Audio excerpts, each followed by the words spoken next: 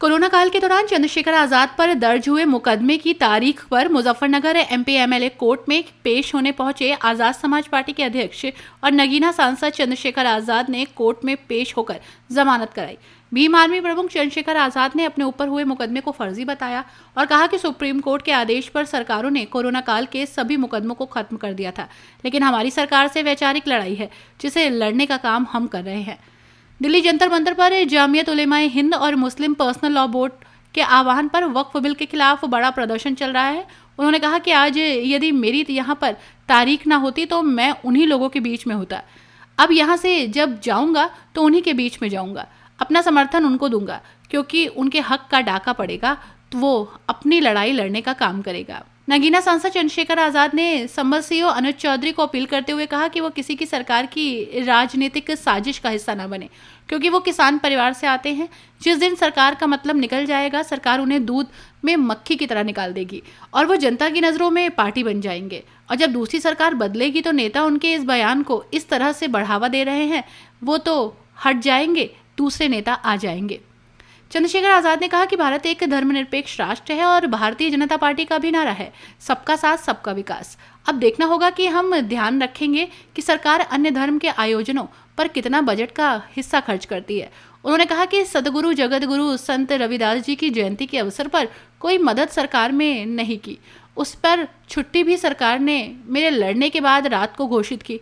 इस तरह के मामलों को मैंने बढ़ावा देने की कोशिश नहीं की, लेकिन अब ईद पर हम देखेंगे कि सरकार इतने बड़े समाज के धार्मिक आस्था के पर्व पर क्या बजट देगी। किस मामले में आज आपकी तारीख?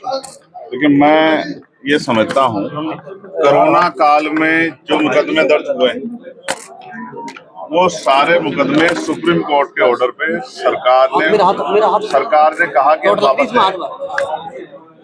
लेकिन क्योंकि हम लोग वैचारिक तौर पे सरकार से लड़ रहे हैं, केंद्र की सरकार के विचार के खिलाफ, उनकी गलत नीतियों के खिलाफ और राज्य सरकार की भी गलत नीतियों के खिलाफ, इसलिए हमारे मुकदमे वापस नहीं लिए। तो उसी मुकदमे में यहाँ जो साथी मेरे साथ थे, जबकि ये पूरा फर्जी मुकदमा है, झूठा मुकदमा है, उसमें वारंट हुए, उसी वारंट पे उसको रिकॉल कराने के लिए यहाँ आज आपके बीच। आज दिल्ली के जंतर मंतर में जमीयत उलेमा हिंद और जो मुस्लिम पर्सनल लॉ बोर्ड के आह्वान पर एक बड़ा प्रदर्शन चल रहा है वक्फ बिल को लेकर, क्या कहेंगे इस? अगर मैं यहाँ आज मेरी तारीख ना होती तो अभी उनके बीच में होता। जब यहाँ से जाऊंगा तो उनके धरने में शामिल होकर अपनी सहमति और अपना समर्थन उनको दूंगा, क्योंकि जिसके हक पर डाका पड़ेगा वो अपनी लड़ाई लड़ने का काम करेगा। और जिस तरह से अल्पसंख्यकों के हितों के पे हमले हो रहे हैं, जैनों के, सिखों के, बौद्धिस्टों के, ईसाइयों के, मुसलमानों के, ऐसे समय में उनकी नजर है कि कौन उनके साथ खड़ा होता है और हम हर कमजोर के साथ, जो इसको परेशान किया जा रहा है सरकार का, उनके साथ खड़े हैं। शिव अनुज चौधरी के बयान पर आपने कहा था कि पश्चिम उत्तर प्रदेश में वो एक अलग अपना प्रतिनिधि बनाना चाहती है, बीजेपी की चाल है। मैं आज स्पष्ट कर रहा हूँ, अनुज हमारे क्षेत्र के हैं। मैं उनको भी कहना चाहता हूँ कि वो किसी सरकार की राजनीतिक साजिश के शिकार ना हो जाए। वो किसान परिवार से आते हैं। जिस दिन सरकार का मतलब निकल जाएगा, वो दूध में से मक्खी की तरह निकाल कर उनको फेंकेंगे और वो जनता की नजरों में वो पार्टी बन जाएंगे। और दूसरी सरकारें जब बदलेंगी तो वो सरकार तो बदल जाएगी। तो नेता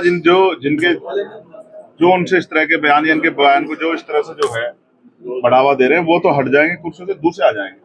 तो वो उनके खिलाफ कोई इस तरह की कार्रवाई ना करें, इसलिए क्योंकि उनके पिता ने भी चिंता जाहिर की है कि उनको कोई नुकसान हो सकता है। हालांकि वो तो खुद सुरक्षा कर रहे हैं वहां लोग, लेकिन मैं फिर ये स्पष्ट कहूंगा कि मैं समझता हूं कि उनको समय रहते जो है नजर रखना चाहिए कि जो वो कर रहे हैं जाने अनजाने में उसका फायदा सरकार को हो। आपने सदन में कहा है कि ईद को लेकर के सरकार और धर्म के आयोजनों के लिए पैसा खर्च करती है, ईद आ रही है, हम देखेंगे कितना। बहुत अच्छी बात, बहुत अच्छा सवाल आपने रखा। ये देश धर्मनिरपेक्ष राष्ट्र है, यहाँ सभी धर्मों का सम्मान होता है और भारतीय जनता पार्टी का नारा है सबका साथ सबका विकास। तो जिस तरह से अब ईद का त्योहार आ रहा है, अभी सदगुरु जगत गुरु सदगुरु रविदास महाराज जी की जयंती की, उस पर तो कोई मदद नहीं की, उस पर तो छुट्टी भी घोषित जो है मेरे लड़ने के बाद रात में की 6 साढ़े 6 बजे। तो उस पे तो कोई मदद, उस तरह कोई सहयोग जो है उसको बढ़ावा देने के लिए नहीं किया। तो मैंने मांग की है कि ईद पे हम देखेंगे कि सरकार जो है इतने बड़े समाज के धार्मिक आस्था के पर्व पे क्या जो है बजट देगी। उसके बाद क्रिश्चियंस के त्यौहार आएंगे, जैन समाज के त्यौहार आएंगे, सिख समाज के त्यौहार आएंगे।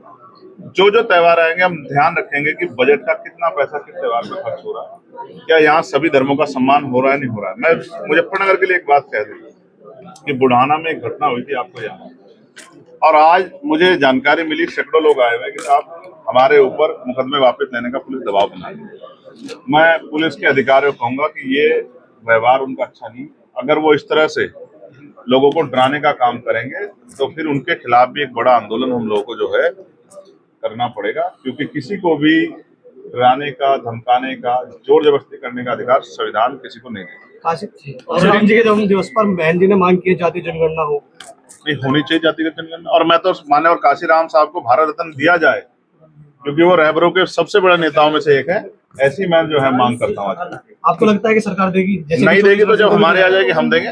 औरंगजेब की कब्र को लेकर बड़ा मुद्दा बनाया जा रहा है इस वक्त। ये कहाँ पर है? महाराष्ट्र में। तो आप तो यहाँ उत्तर प्रदेश की न्यूज कवर कर रहे हो। अब जब महाराष्ट्र जाऊंगा तो उनका जवाब दे जी गन्ने पर इस बार मूल्य नहीं बढ़ा, लेकिन मैंने अभी आपके पार्लियामेंट में उठाया, आपको पता नहीं पता है, मैंने बिजली का बिल माफ किया जाए, खाद जो है उस पे जो है सब्सिडी और बढ़ाई जाए, यूरिया में उसमें जो यूरिया का वितरण है उसमें पारदर्शिता हो, सबको मिले, और गन्ने के मूल्य में वृद्धि और 14 दिन के अंदर मिले, और किसानों को जो है जो 6,000 रुपए सम्मान निधि मिलती है उसको बढ़ा के 24,000 रुपए के, ये मैंने मांग उठाई है। 2027 की इस तरह की तैयारी चल रही है। तो अभी जिला पंचायत देख लेना, उससे आपको पता लग जाएगा। आखिरी सवाल है, बीजेपी के एक विधायक ने कहा है कि मुसलमानों के लिए इलाज के लिए अलग बोर्ड बना दो। जयंत चौधरी ने उसका विरोध करके कहा है कि मोहतरमा इलाज की जरूरत है। अब आप देख लो, जो लोग सरकार में शामिल है वो भी गलत चीजों को स्वीकार नहीं कर रहे। तो मेरे जैसा संविधान को मानने वाला व्यक्ति तो यही कहेगा कि ये सरकार में बैठे लोग जिस तरह का प्रयोग कर रहे हैं, मुख्यमंत्री को संज्ञान लेना चाहिए कि उनकी सरकार, उनकी प्रदेश की सरकार प्रदेश को किस ओर ले जाना चाहती है। ऐसे सारे अधिकार, सारे हत्या कर दी गई है, उसके बारे में आपको क्या लगता है? और अगर आपको याद हो, उस पत्रकार की मांग पार्लियामेंट, उसकी आवाज मैंने पार्लियामेंट में भी और एक्ट के माध्यम से भी उठाई, और मैं आपके माध्यम से कह रहा हूँ कि सरकार को पत्रकारों की सुरक्षा सुनिश्चित करनी चाहिए, और उनको भी, वकीलों को भी और इनको भी जो है कानून बना के इसका लाभ देना चाहिए कि वो जिस धर्म को निभा रहे हैं बाद में उनके रिटायरमेंट के बाद उनका ख्याल रखें। जयंत चौधरी को चाहेंगे 27 के विधानसभा चुनाव में? जब जैन जी इस पर बात करेंगे तब आपको धन्यवाद।